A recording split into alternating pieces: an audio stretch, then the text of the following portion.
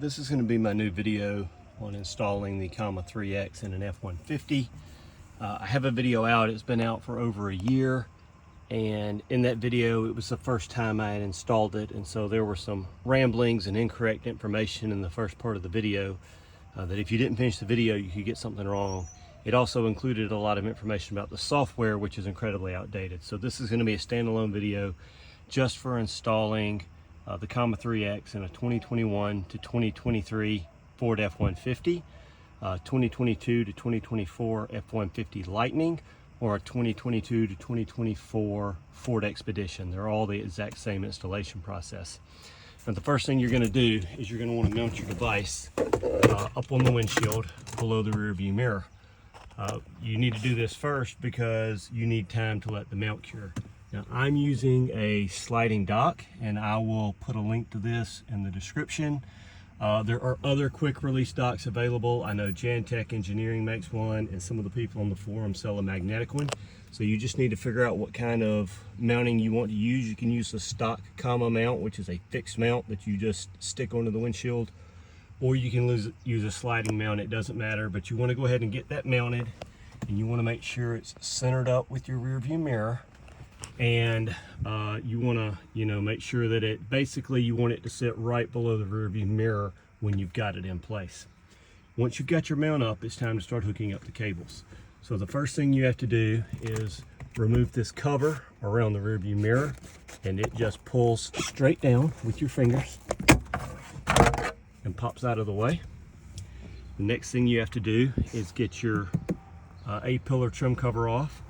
So there is a small divot, if we can get the camera to focus there, and it won't because the sky is bright, but there's a small divot right here on the back. You can stick a small screwdriver or a small Allen head in and pop this cover right here off. So I'm going to do that real quick.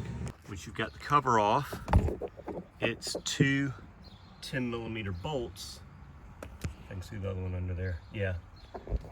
To unscrew the handle, and then this cover pulls off. Once you remove the two bolts, you literally just grab it and pull, and it comes right off. If you have a speaker there, it's going to be wired in. You can either unplug it, or you can just leave the trim hanging right here. It's out of the way for what we need to do. The last piece of trim you need to remove is this side panel here, and you can literally just hook your finger under it and pop it off. Now, the IPMA is right inside of there. You can see it some through this hole, and you can see it some if you look up from by the pedals. But I'm going to link a video down below. In my Mach-E, I made a video, and you can see it much better, so you'll actually know what you're looking for. So the best way to get to this thing is to sit right here on the floorboard, or even your running boards if you have one. You want to stick your left hand in right here under the air conditioning vent, and then you want to reach under with your right hand, and you'll be able to manipulate the cables. I like to use a headlamp, one of the lamps that goes on your head, so that when I'm looking up right here, I can see what's going on. Now, this is the Comma Power, and I have the old style that has a Cat 5. The new style doesn't use a Cat 5. It's got a molded cable onto it, but it works exactly the same. And then right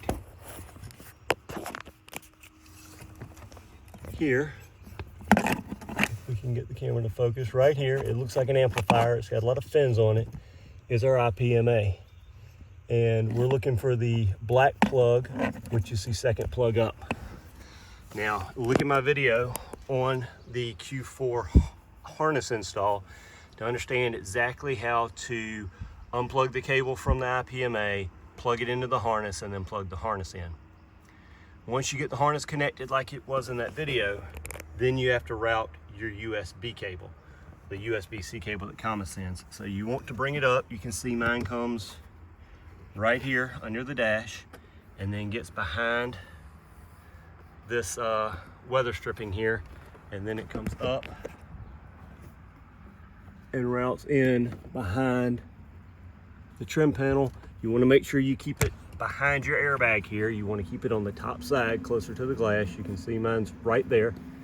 And then you can bring it all the way up and tuck it under the headliner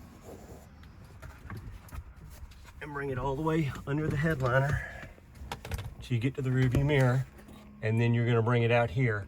And the best place to bring it out is to the right of the camera.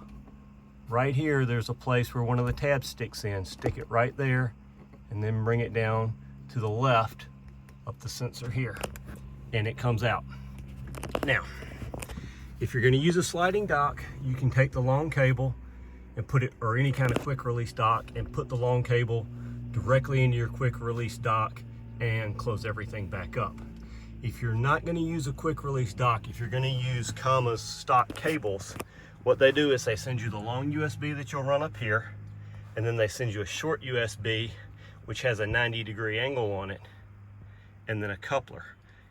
And I have an older Comma. I don't have the cables that came with it anymore, but the theory would be that you would plug the 90-degree into the Comma, and then this would be the other end of the short cable they send. You would plug the coupler into that, and then plug the coupler into your long cable, and then you would hide the coupler right up in here. You would just feed this cable back up into the headliner to get the coupler right here. So you'll hide the coupler under the rearview mirror cover, and then your short cable with the 90 will come out and connect to your Comma right here. If you're going to use some kind of quick release dock, you don't need the short cable and the coupler. You can just take the long cable and plug it directly into your dock. Then all you have to do is put your trim cover here, the mirror, and the side panel back on, and you'll be all set to go. One thing I'm going to tack on here at the end that I kind of forgot to cover is the Comma Power. The Comma Power plugs into your ODB2 port, and then it goes over to your harness box, which is where the connection to the IPMA happens and the USB connection to the Comma3X happens. The Comma Power is optional on the F150s, on all the Q4 Fords. What it really does is keeps the device powered up while you're not driving, so that it can upload logs and you don't have to wait for it to boot up on the next drive. If you don't care about those two things, you can omit this cable. That way your ODB2 port stays free.